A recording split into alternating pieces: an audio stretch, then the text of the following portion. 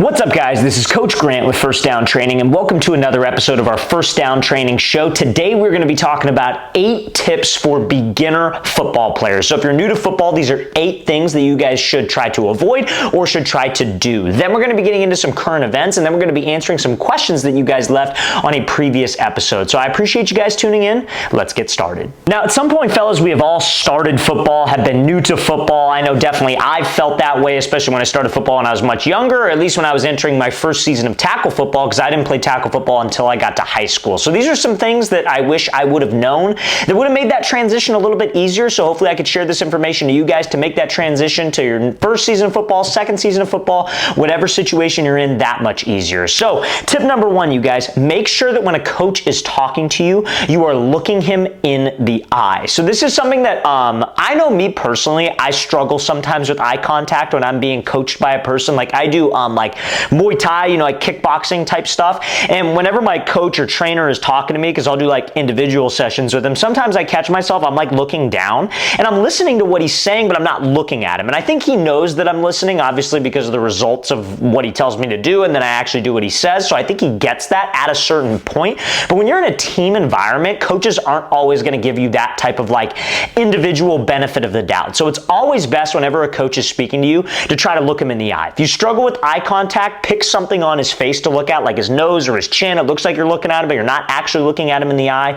I know a lot of young kids may struggle with that, but it's a huge sign of respect, fellas, when you're looking a coach in the eye when he's talking to you. At least for me, from a coach's perspective, like we work with a lot of athletes. We work with probably like 2,000 athletes a year, if I'm being completely honest. I would say it's about like 2,000 athletes, right? And I know athletes who want to be there are generally very engaged, looking me in the eye, nodding with what I'm saying, yes, sir. And the athletes who don't want to be there are generally looking down, walking away as I speak to them. It's just kind of a sign of disrespect. You may be listening, but that's how it comes off, and you don't want to make a bad first impression to your coach, especially if you're new to the team, okay? Now, tip number 2, you guys, do not miss practice, okay? So this should be a given, but I feel like a lot of kids every single year, especially right now, it's the summertime, so a lot of guys, are going on family vacations, they have family obligations, and I get it. Sometimes you can't control the family obligations. Sometimes you can't control the vacations that you go on. I understand. But I'm telling you right now, fellas, you guys need to be at practice whenever you possibly can or make it happen. Appointments, there's no excuse to miss practice. I'm sorry. Like, if you're like, hey, I'm missing because I have a dentist or a doctor's appointment, make the dentist or doctor's appointment around your practice schedule. If you're sick, I talked about this in a video past where I was like, if you have a cold, if you have maybe some body aches, you have a fever, I was telling guys to go to practice. Is that maybe the best advice if you have a fever and maybe some other people get sick? Probably not. Like if you're really, really sick, maybe stay at home or go to practice and be away from everybody off to the side, but still show up. That's just at least the way I was raised. I was always taught by like my parents, like, hey, if you have a job one day, show up to the job sick and make them send you home, because at least it shows that you want to be there and you're dedicated. But like, and again, post-COVID, everybody's, however you feel about the whole topic, I just think you need to be at practice. I'm sorry. If you want to get legitimate playtime, you want coaches to respect you, you want coaches to take you seriously, you need to be at every single practice. Now, vacations is the one that bothers me, but I get that some of you aren't in control of that. You're a kid. You can't tell your parents like, hey, let's go on vacation this week. Like, they make the rules, they make the decisions, you live under their roof, and you have to show them respect. But what I recommend is having a conversation with them and explaining to them like, hey, listen, football is really important to me. Can we schedule our vacations on weeks where I don't have practice? You're going to have spring break off. You'll have 2 weeks off around Christmas. You'll have a dead period in the summer where you don't have practice. Honestly, guys, like if you want your coaches to take you serious, you need to take your vacations during the allotted vacation time. Sometimes things are planned way in advance. Maybe coaches change their schedules. There's obviously exceptions to the rule, but I'm telling you right now, you need to be at practice, okay? Now, tip number 3. Some of you, if you're new to football, you might struggle with the amount of plays that you are being given. Whether it's your first time playing tackle, there's a lot of terminology, there's a lot of new plays. It's not the flag football wristband where you just, okay, this is the play, whatever. So you might struggle memorizing your playbook. An easy strategy to help you new guys memorize your playbook is the note card and whiteboard strategy. And you can substitute a whiteboard for just a regular notebook if you don't have a whiteboard. As a kid, I had this really small like whiteboard, and I had a big set of note cards, which was essentially our playbook. So what would happen was I'd have the name on one side of the playbook, and I played quarterback, so I had to know everybody's job, right? And I recommend at any position, you should relatively try to know everybody's job with the exception of offensive line and defensive line. Defense is obviously a little bit different too as well, but QB, wide receiver, running back, you should try to know everybody's job. But I would have the play, so on one side of the play, it's like, okay, cool, this is the name of the play, flip it over, then it's the entire play, right? And so what I would do is I'd have the name, I'd have my whiteboard, I would draw on the whiteboard the play, flip it over, okay, this is what I got right, this is what I got wrong. And that repetition of writing it out was one of the best things that I could do to help me memorize a playbook, especially me, like guys, I was coming from, this is in high school, I was coming from flag football, like our plays were called like vanilla left and, you know, black right, like it's like, guys, like that's not actual football terminology, so when you get a lot of that terminology, it's tough to maybe understand it, it's tough to memorize it, so that's a good strategy that I recommend to you. Now, before we get into the next 5 tips, you guys, if you are a quarterback or wide receiver watching this video and you would like to train with myself and my staff of coaches this offseason, we're going to be traveling out to 15 cities across the entire U.S. for 2-day-long QB and wide receiver training camps this offseason. So we just released this schedule. We are only promoting it on YouTube, so it's exclusive access for you guys. So guys, if you want to sign up to train with us, go to that very first link in the description below.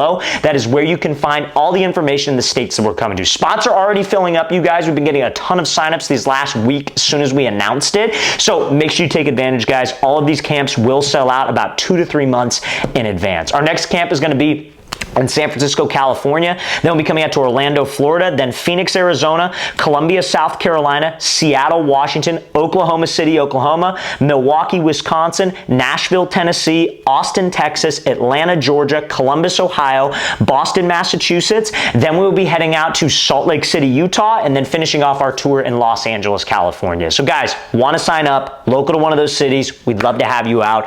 Go to that very first link in the description below. Okay, so now let's get to point number 4. So point number 4, don't be an excuse guy. So this is, I mean, take it from me, like I'll tell you this, like as a player, I didn't really understand this. Because, like, you know, as a player, you want to justify when you make a mistake or do something wrong at practice, right? Like, you do something wrong, a coach gets on you about it, your immediate reaction is to get defensive and to justify. Like, no, coach, I did this because of that. Like, trust me, guys, like, when I made that transition to a coach, I only coached at a school for 1 year, but it did teach me a lot about a coach's perspective and a team environment. I hated it. I didn't really enjoy coaching for a team. I'm much happier doing what I do now. But it was good to get that year of experience because you kind of saw where coaches were coming from.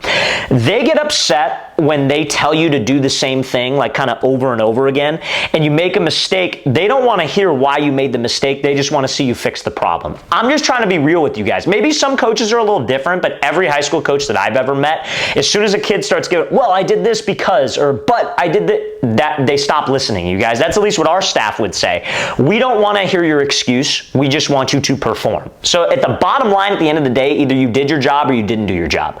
There might be a lot of reasons that go into you not doing your job, but bottom line, you didn't get the job done. So all you should respond to is if a coach gets on, yes, sir, I'll fix it. And you, like, again, you know the reason why you screwed up. You maybe know there are other things. If you have questions about the situation, find your coaches after practice and talk to them away from the field and be like, hey, coach, I just had a question about this play. I saw this defender do this, so that's why I did that. I was wondering if that was okay, or how would you want me to do that? But on the field, you should not be giving them reasons. It's only going to piss them off, you guys. You shouldn't be rolling your eyes, getting upset. Like, just be like, yes, sir, I'll fix it.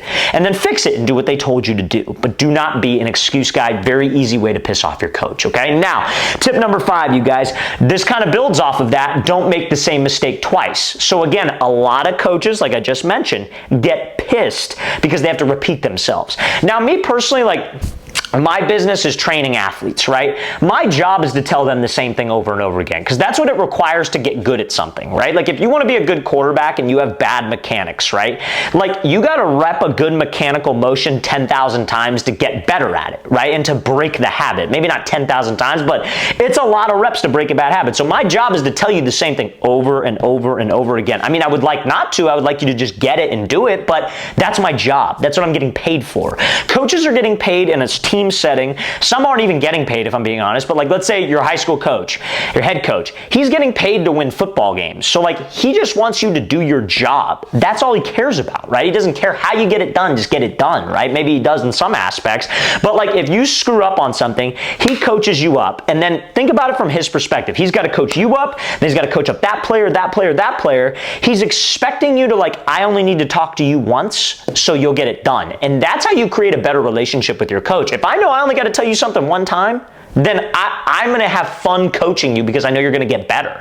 But if you have to tell you something and then you go out and don't do it, or you do the same exact thing again, I'm going to get frustrated because I have to repeat myself talking to you rather than moving on to the next aspect of your game that's going to actually improve you and improve the team. So just focus on, hey, I'm not going to make the same mistake twice. Mistakes will happen. You guys have to accept that too. Like, understand that failure is a part of the game. Failure is a part of practice, a part of actual gameplay. Learn from the mistake. Don't make it again. That's a major key, okay? Now, tip number 6, you guys, be at every team meeting. If you're that dude, like, and this goes into not missing practice, like, honestly, guys, I'm one of those dudes that's going to tell you everything that is football related you should be at. Okay, so I'm talking pre-game meals, post-game meals, practice, of course, pre-game stuff like going through a walkthrough, meetings, film study, you should be there. I remember like when I was a sophomore in high school, I had to sit out a few games because I transferred to like a public school, right? And so like the varsity, like they would say, oh, only the first team needs to be in film today. The rest of you guys just hang out in the locker room, and then when we go out to practice, go out to practice. I would sneak into those meetings just because I wanted them to see me there. And as long as I wasn't being disruptive and being distracting, the coaches loved that. They were like, they would see me and they just kind of just let me be in there as long as I was focused, taking notes, because again, I wanted to be prepared for when I got my shot, or prepared when I got my opportunity. I wanted to be around the team, and I wanted to earn the respect of the team and the coaching staff. So there is nothing that you should miss. And again, I'm just trying to keep it real with you guys. Like, these are things that are all effort based. These require effort, but effort does not take talent. Effort does not take genetics. Effort just takes effort, and you have to be consistent with your effort. Okay. Now, tip number 7, you guys, ask coaches what to improve on, because that can help you get more reps at practice. So if you're a dude like, chances are, if you're new to football, like let's say you're in high school, right? You're probably not going to start right off the bat, most likely. You're probably a second string guy, third string guy, whatever, but like that's fine. Like, you know what I mean? You can't play that, and we'll talk about this later, but you can't play that comparison game with other players. Like, you understand, like, I'm new to this, I'm getting better every single day. That should be your mindset. So at practice, you know, during conditioning, you're going hard. During positional drills, you're going hard. You're getting the most out of the drills. During routes versus air, going hard. Going one-on-ones, going hard. Team periods, if you're running the scout team, you're playing hard. You need to talk to your coaches after practice to ask them like, hey coach, what do I need to improve on? Did you see anything today that I'm struggling with that I can improve on? Some coaches might be lazy and just be like, guys, keep doing what you're doing, man. Keep working hard. The next day, ask them again. The next day, ask them again, because it shows that you're committed to getting better. And if you're committing to getting better and those results show on the field that you are getting better, coaches are going to be like, all right, we got something here. Like, I remember in high school, I coached the varsity receivers, right? And we had this kid who moved to California from Italy. I think he was born here, but he moved out, then he moved back, and it was his first time playing football. And he was a really talented receiver, but that dude was at every practice, worked his tail off, constantly in my ear, constantly asking me questions, and he worked his way into the starting rotation without ever playing football. This is varsity ball too, you guys. So again, it's possible to do. You just have to be constantly communicating with your coaches, okay? Now, tip number 8, you guys, building off of similar to what I just said, this is the most important one if you're a beginner. Don't compare yourself to other players who have been playing longer than you. This is so essential, you guys, because like a lot of guys get very, very discouraged. Let's use this example, because I see this example a lot. Like, you know, you got a 14-year-old wide receiver who like wants to be like Jeremiah Smith. Like, he wants to be really good. He wants to play in college. He wants to play football in high school his freshman year. Great. He's super pumped up, super motivated, super excited. And then he gets to practice and he starts looking around, and you got other receivers who have been playing receiver for 5-6 years. They got private trainers. They go play 7-on-7 all over the country. And then that kid starts comparing himself like, oh man, he's really good. he's really quick, he's got good routes, he's got good hands, and then you start discouraging yourself because you're comparing yourself. You can't do that if you're a beginner. At any level of football, you cannot do that if you're a beginner. Just because it's going to put you in a rut, you're not going to be as motivated, you're not going to have that same passion and that same excitement for the game that you had when you first started and the reason why you decided to play in the first place. You got to have blinkers on, man, or just blinders, if you will. Ignore the noise, focus on what you need to do to get better. What do I need to do to get better? I gotta get faster. I gotta improve my route running. I gotta get better hands. Whatever position you're at, if you focus on that rather than what other people are doing, you'll start doing this where everybody else is kind of staying the same. And eventually there's gonna be that point where you guys will meet. High school, let's say you're joining the team the first time freshman year, that's a long 4 years, bro, until it like really matters, until you need to get a scholarship or whatever your goal is. Like you got 4 years. It's not just 1 year. You got 4 years to develop and pass those guys up. So just stay in your lane and stay focused. Okay, you guys? So that's all I'm going to say about that. Now, fellas, we're going to be getting into some current events. We got one current event that we are going to be talking about and going over, and then we're going to get into some of your guys' questions that you left on a previous episode. So, current event number 1, you guys. I think this is kind of an interesting one. I'd love to hear your guys' take. Superstar Jalen Hurts is the first NFL player to be endorsed by Sprite. Hurts' stardom is only growing. Here's my thing. Do you guys really think Jalen Hurts drinks Sprite? Like honestly, like it's the same thing with the Davante Adams like Taco Bell ads. Like it honestly like low-key bothers me a little bit because it's just like, I mean, I get it because they're probably getting paid an enormous amount of money. Like Taco Bell probably gives Davante Adams like a few million a year. Jalen Hurts is probably getting a couple million from Sprite every single year. Like I get it. And who am I to say if those numbers weren't thrown at? Honestly though, like I feel like I would still have my integrity and be like, no, Sprite is terrible for you. And most of my audience is young football players and young athletes. I'm not going to endorse Sprite. I'm not going to endorse Taco Bell. But again, you know, you get that kind of life-changing money thrown your way. It's a little bit of a different story. But I just kind of have a problem with athletes endorsing these types of things just because, one, I know they're not drinking it. Two, from a business perspective, if I'm Sprite, does it really make sense? Because it's like, people know that he doesn't drink it and he doesn't even drink our product. Like, I don't know, none of it makes sense to me. So I would love to hear what you guys think about it. I kind of have a problem with it. Like, Tom Brady never, like, if you can, listen, if you could find a thing that he endorsed that wasn't good for you, I'm all with you on that. I will say that I'm wrong, but like, you know, Tom Brady never endorsed like McDonald's or like Sprite or like Coca-Cola. You know what I mean? Like, so it's just, I just have a little bit of a problem with it because like, again, fast food's awful for you. Sprite, all kinds of chemicals, all kinds of crap in there that's not good for athletes at all. Athletes should be drinking water and that's it, in my opinion. So it's just weird to me. That's all I'm saying. So I just thought this was a little bit interesting. I think as athletes and just as generally anybody in just like a public space, you got to be wise with what you promote. Like I don't promote anything. Like I promote the stuff that I'm doing and the companies that I own, like our supplements and stuff like that. And I know that that's a good quality product. I don't promote everything under the sun. Like I've been approached by a lot of people, a lot of companies, and I turn a lot of them down because I just don't believe in the product. You know what I mean? Now, again, they're not throwing Jalen Hurts money at me, but at the same time, it's like, you know, I could use a few extra $1,000, but I'm not going to sell my soul to do it and give you guys bad information. So I don't know. I'd love to hear what you guys think about it anyways. All right, fellas, we're going to get into some of your guys' questions that you made on a previous episode. So guys, if you have questions, you want to be featured on our next episode of the show, go to the comment section below, type your question out. You guys know the deal. I read and respond to every single comment, and the best ones I will feature on this channel. So, question number 1 from RoboMojo3514. 7-on-7 is ruining football as well. So, is 7-on-7 ruining football? I think 7-on-7 done incorrectly is ruining football. I think, you know, you have all these crazy ass concepts where guys are doing, those aren't real football concepts. Those are like 7-on-7 concepts. Number 2, you got quarterbacks taking they take a 1-step under center and then take three hitches up at an angle. Like it's just 7-on-7 done poorly is one of the worst things you could do in the offseason, in my opinion. Now, if you're on a 7-on-7 team where you're running actual route combos, quarterbacks taking a full drop, going through progressions in place, I think 7-on-7 is great. I don't think it's ruining football. Now, is the culture of 7-on-7 ruining football?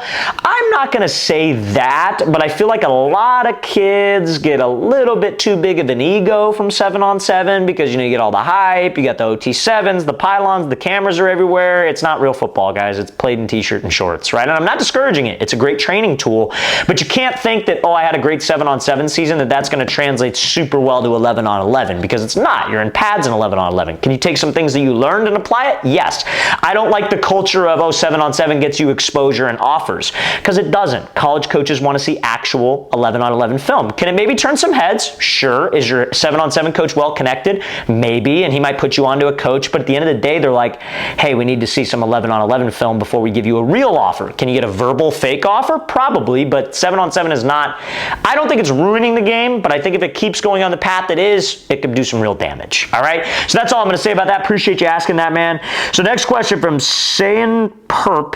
Can you do a video on how to throw further without injuring your hand or elbow, etc., and where to put all your power in when you throw? So if you're a quarterback and you want to increase your arm strength, the most important thing is rotational force from your hips and your core, and ground force, being able to transfer weight from your legs, right? There are a lot of mechanical things I could tell you, but those two things are essential to arm strength, right? So I would say stuff that you can do to improve that is getting in the gym and doing any type of leg exercise, man. Doing squats, doing a single leg squat, doing a pistol squat, a split squat, and then doing anything for your core, like Russian twist, take a med ball, throw it up against the wall, because it's only going to make your core stronger, increase your rotational force. It's only going to get your base stronger, which will help you throw further. So that's what I recommend, to throw farther, okay? So I appreciate you asking that, man.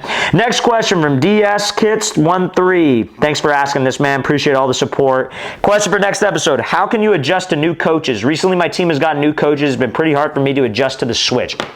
So if you have a new coaching staff, I honestly would shift your mindset to, like, that's a good thing, because when you have a new coaching staff, they don't have any favorites. They don't have any guys. It's all just about, like, it's all based on, like, merit in a sense. So if you're trying to impress a new staff, like, you just got to buy into what they're teaching. They're teaching you to do something. Okay, cool. I'm going to buy in. Like, whether you think it's right or wrong, you got to buy in. You know what I mean? So you buy into what they're teaching, buy into how they run their team, and then you got to show up every day and be consistent with your work ethic and what you're doing, because, like, if they see that you're bought in, they're going to like that. If they see that you're a hard worker, they're going to like that. If they can coach you up and you take the coaching and apply it, they're going to love that. That's the big one, because, like, I love to coach athletes where I tell them to do something and then they go do it. Not the athlete who I tell to do something and then I got to tell them 5 more times because they didn't listen, or maybe it's not clicking or whatever. Be that dude that can apply the coaching, and I promise you, you will get used to the new staff sooner rather than later, but that's what I'd focus on, okay? All right, you guys, I appreciate everybody being on here. Seriously, hope this was able to help you guys out. Hope you got some value. Again, if you have questions, you want to be featured on our next episode, go to that comment section below. We'd love to interact with you guys and love to feature you on another episode of our show. But again, guys, thank you for tuning in. We'll see you next time.